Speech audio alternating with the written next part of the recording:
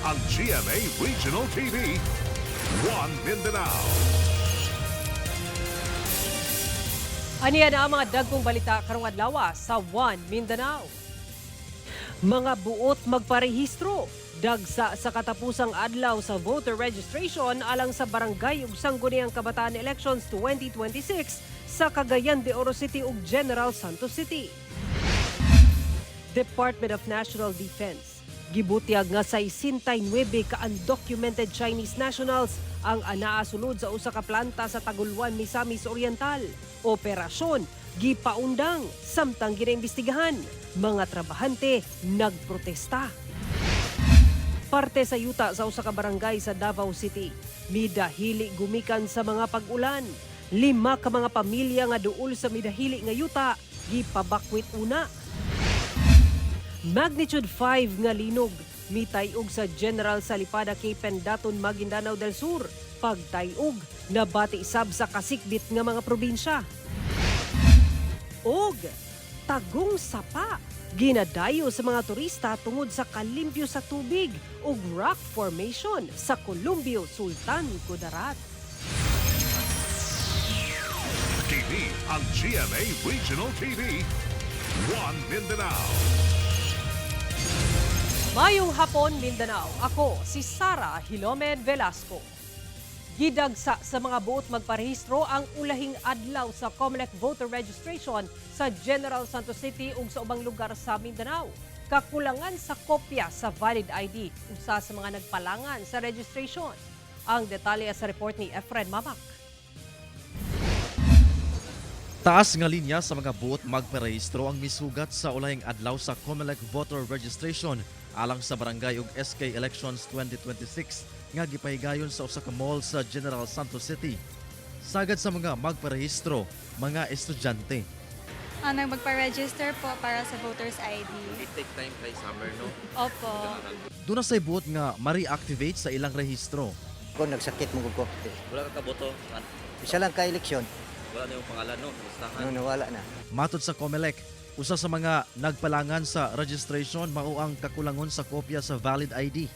Usually ani sir kani mga late nga nagparehistro di sir kay mga usually mga transient ni sila sa Jensen. Ang iba is diri na nakapuyo for 6 months pataas kay tungod diri ka trabaho. Ang iba most likely mas daghan karon mga estudyante.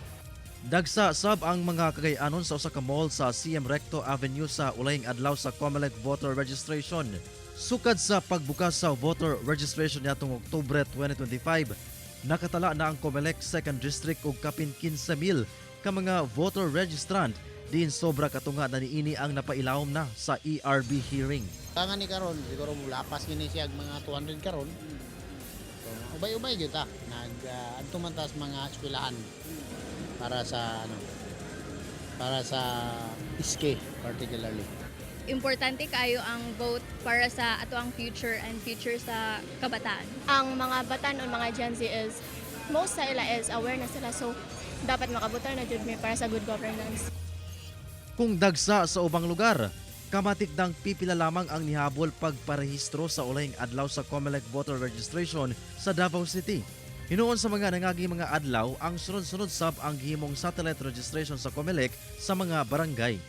Importante makapili og leader pero kanang dapat ang piliin sa nato nga leader is kanang karapat dapat. Sumala sa COMELEC nga adlaw na lang ang ilang ginapaabot ug andam na sab ang ilang buhatan alang sa barangay and SK elections karong Nobyembre.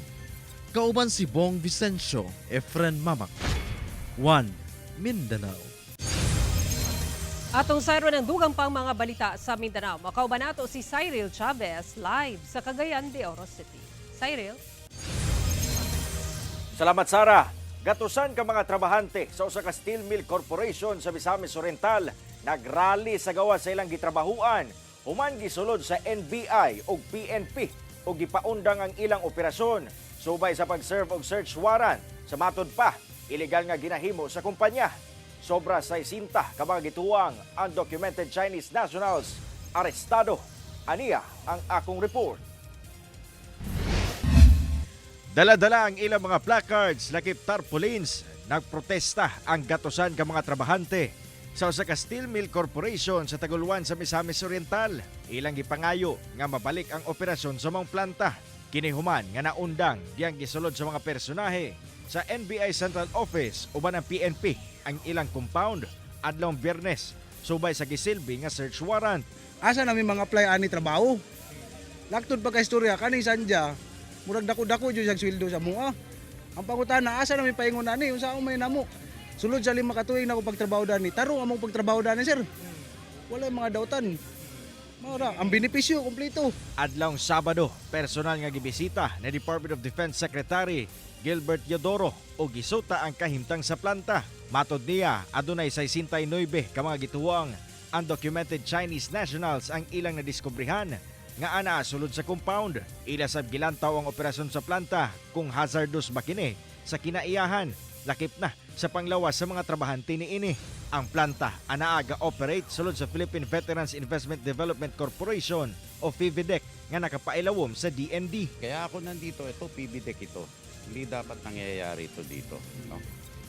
So, sa ganang akin sa PVDEC, re-reviewin ko lahat ng operations niyan at sinabi ko na kay Presidente. Dahil semi-autonomous yan eh.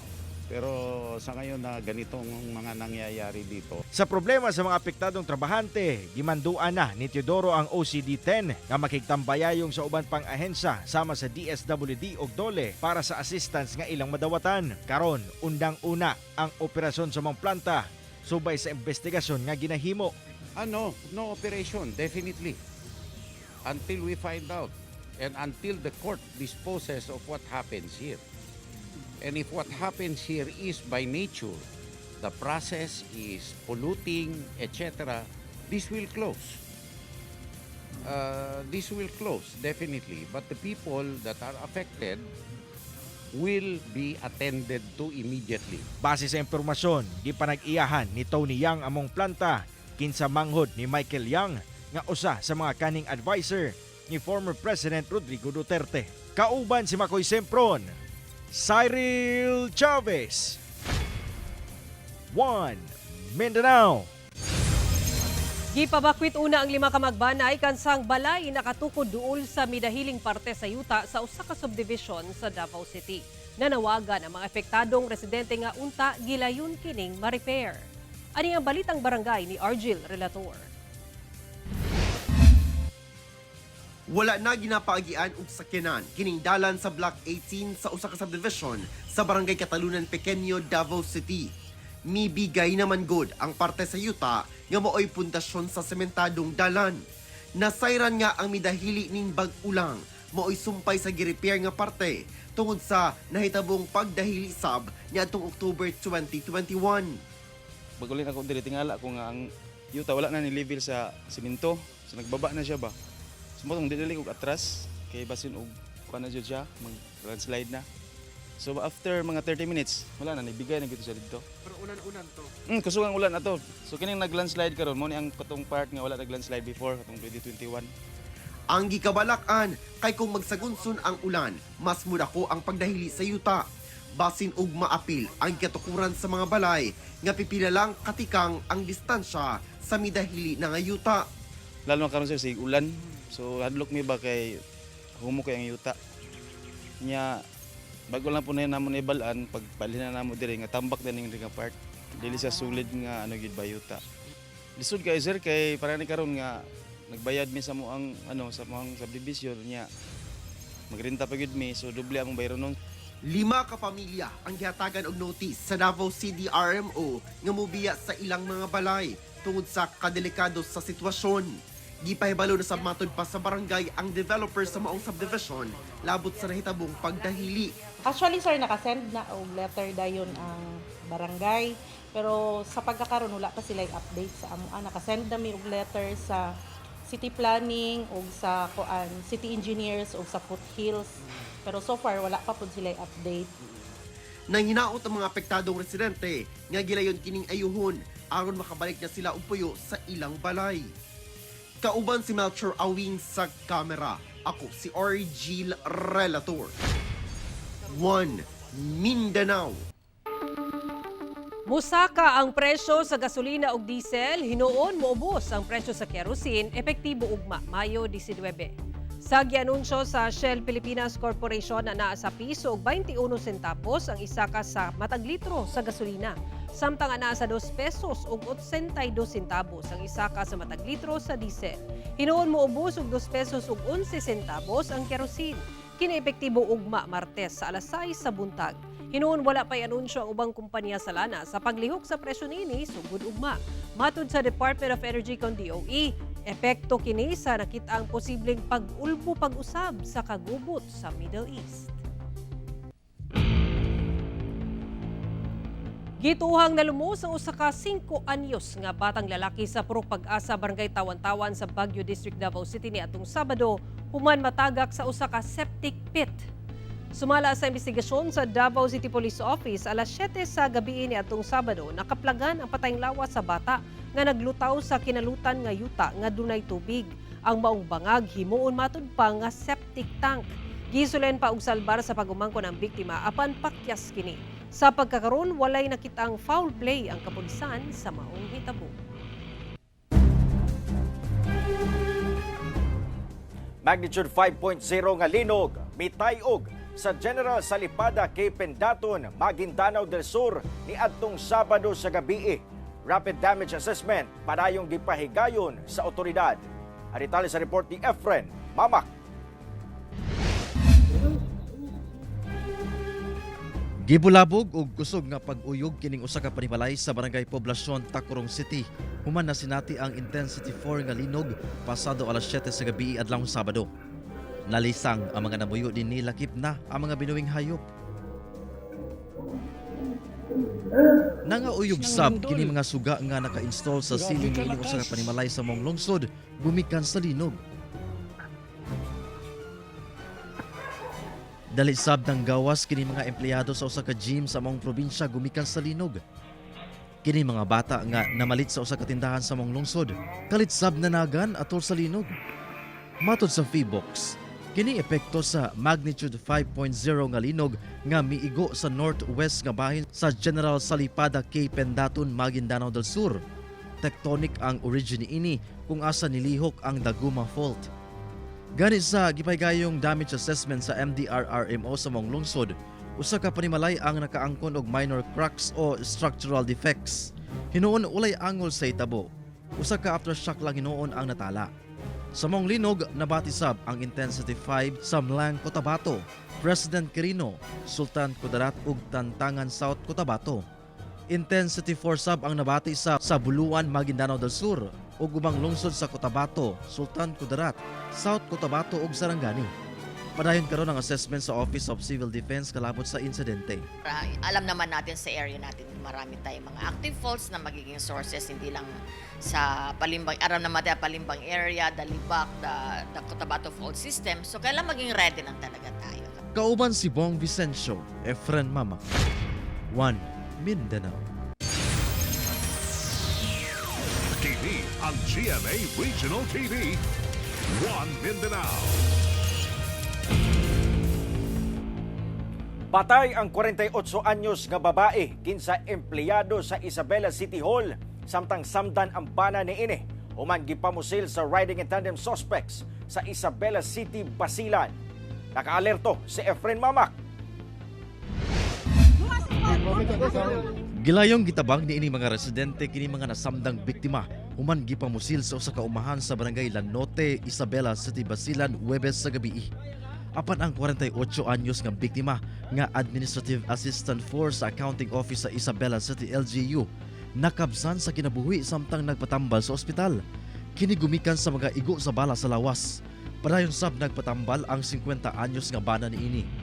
Matod sa Isabela City Police, pauli na gikan sa trabaho ang namatay nga biktima nga gisundo og motor sa bana. Apan pag-abot sa lugar nga gikahitabuan, kalit na lang silang gipamusil sa nagsunod nga riding in tandem suspects. Gilayong nagpahigayon og hot pursuit operation ng PNP batok sa mga suspect nga daling misibat. Giimbestigahan pa ang motibo sa krimen. Samtang nagpaabot sab og pahasubo ang City Government of Isabela, Basilan sa mga kabanay sa ilang empleyado nga namatay. Nanawagan kini sa mga otoridad ug paspas nga pagresolba sa kaso aron mahatagan og hustisya ang biktima. Ginakuhaan pa og pahayag ang kabanay sa biktima, lakip ang nasamdan nga bana. Kauban si Bong Vicencio, Efren Mamak, 1 Mindanao. Ipatuman na sa Pulumulok South Cotabato ang speed limit sa kadalanan sa lungsod. Ang mga malapasong motorista pamultahon. Ang detalye sa report ni Efren Mamak. Gibutiyag sa Pulumulok LGU sa South Cotabato nga istrikto nang ipatuman ang speed limit sa mga sakyanan sugod karong bulana. Kinisubay sa GO Series of 2014. Ang 60 km/h nga speed limit ipatuman gikan sa Silway 8 to Pulumulok Bridge and vice versa ug sa Pulumulok Water District padulong crossing Sulit and vice versa. Samtang 50 km/h alang sa mga magikan sa South Pulumulok Bridge hangtod Pulumulok Water District and vice versa ug crossing Dagok hangtod Junction Cannery Site and vice versa. Matud sa LGU nga subay sa balaod, ang mga mulapas magmulta og 1,000 pesos alang sa first offense, 1,500 pesos alang sa second offense, samtang 2,000 pesos alang sa third offense ug sa mga mosunod pa nga offense. Posible nang mapriso ang magmalapason. Matud sa Civil Security Unit sa Pulumulok LGU, doon na matud pa speed gun nga pagkagamiton aron ma-detect ang mga malapason. Gani ginatun-an na kini paggamit sa mga traffic enforcer. This equipment is top of the line and may resibo. Hindi pwedeng bulahin yung ating riding public na ito yung speed mo kanina. So meron talaga siyang printout na i-hand over. And meron siyang plate number kung sino yung kung aling car yung violator. Tumong kuno sa pagpatuman sa mga speed limit mao ang makunhuran ang mga aksidente gumikan sa overspeeding. Siguro na babalitaan niyo rin every now and then may mga major accidents sa National Highway and this is one of our ways to reduce yung accidents sa National Highway. Kauban si Bong Vicencio, Efren Mamak, 1 Mindanao. Sobra duha ka gatos nga mga Pinoy nga OFW ug mga turista nga taga Northern Mindanao ang malampusong nakauli sa tabang sa DMWD 10 sukad miulbok ang kagubot sa Middle East. Aniya ang ako report. Gibutyag karon sa Department of Migrant Workers 10 nga miabot sa 244 ka mga Pinoy nga taga Northern Mindanao ang ilang na-repatriate o napauli dinhi sa rehiyon human maipit sa kagubot sa Middle East. Matod ni DMWD-10 Regional Director Emmanuel Toledo nga sukad nagsugod ang gubot sa Middle East niadtong Pebrero, pinaspasay sab ang ilang koordinasyon aron makuha ang mga Pinoy nga na-stranded sa Middle East. Nagkadayang kalisdanan sab ang ilang gisagubang. Una gi-identify na to asa pa ang pwede nga mga free pa ang ilahang airspace nga makalupad eroplano. Duha ra gyud. No? Una sa Saudi Arabia ra gyud ug sa UAE. Pero katong nahitabo na nga grabe na ang UAE dito na kita sa Saudi Arabia. Ang challenge gyud namo ang lisod no because kay mag-cross country ka man. Gani sa mga na-repatriate nga mga OFW, nagkadayang approach ang gihimo sa DMWD aron ma-address ang ilang mga panginahanglanon. Unang approach ang paghatag og assistance sa mga OFW nga na-stranded on-site. Mga pasahero nga natanggong sa mga airport kung asa sagad mga turistang Pinoy. Sagad sab sa mga na-repatriate, nakasinati sab kuno og stress. Busa gipailawom gyud silang tanan sa medical ug mental health assistance. Abot nila diri na amang gitay usa ka area dito sa Villamor Air Base. Nga dito gid sila wala na to sila gisagol sa mga regular nga mga passenger. Dito gid sila nato gidala na ang atong DSWD, na ang DOH tanan, no? Katong giguna nato gihapon og national reintegration effort nga naa sila dito palangitan og mga trauma so naatay mga taga DSWD ug DOH dito. Karon nagparayon pa ang ilang mga monitoring nga ginahimo labi na sa kahimtang sa mga Pinoy nga anaa sa Middle East. Ilabi na karong wala pa natapos ang gubot sa maong mga lugar. Kauban si Jaybert Paira, Cyril Chavez, 1 Mindanao.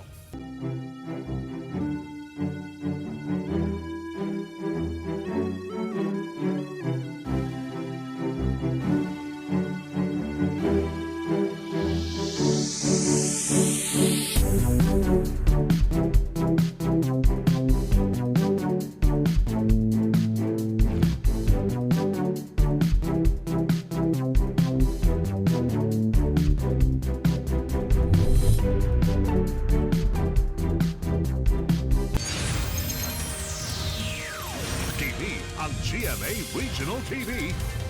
One Mindanao. Usa ka tagong sapa sa Columbio, Sultan Kudarat ang ginadayo karon sa mga turista nga buot mag-unwind karong summer tungod sa kalimpyo sa tubig ug rock formation sa lugar. Ato kining suruyon sa report ni Efren Mamak. Nangita ba ka og simpleng kasuruyan karong summer? Kung nature lover ka, duaw na sa Columbio, Sultan Kudarat. Gawas sa bugnaw nga bukid nga nagafag ug lami ang pagkaon nga pwedeng matilawan sa mga tindahan sa bungtod. Aba, dunay tagong tourist destination ang mamahimo nimong suruyan. Sa daplin sa tulay sa barangay Sinapulan, ginadayo gayud sa mga local tourist kining usa ka sapa nga gidevelop sa mga residente. Sa 15 pesos nga entrance fee, daw anaa ka sa mala-enchanted nga lugar. Usa kini ka sapa nga napalibutan og makahingangang rock formation. Limpyo ang tubig nga gikan sa kabukiran nga mamahimong liguan. Hilom ang lugar nga perpekto sa mga boat mo connect sa nature. Duna say mga cottage. Anaa sa upat ka grupo ang nagdumala sa mong lugar. Ang makolekta nga entrance fee dakong tabang sa pag-maintain sa kalimpyo niini. I-develop na mo sir para sa para sa pang-araw-araw namin. Abli ang lugar adlaw-adlaw apan kung dunay kusog nga pag-ulan nga magdala og pagbaha, ginadilisa ang pagpasulod alang sa kaluwasan. Kauban si Bong Vicencio, Efren Mamak, One Mindanao. Mamahimo ninyo makita kining episode pag-usab ug guban pang lokal nga balita pinaagi sa pagbisita sa official website sa GMA Regional TV o bisitahan ang among official YouTube channel ug i-click ang subscribe button para sa pinakaulahing balita sa mga rehiyon. Ug mao kato ang mga ulahing balita sa Mindanao karong adlaw. Daghang salamat sa atong mga kapuso sa Mindanao nga nagalantaw kanamo ug sa atong mga kapuso abroad. Kami ang GMA Regional TV 1 Mindanao. Walay gidapigan, walay giprotektahan, kaniadto og karon, serbisyo tinuod lang.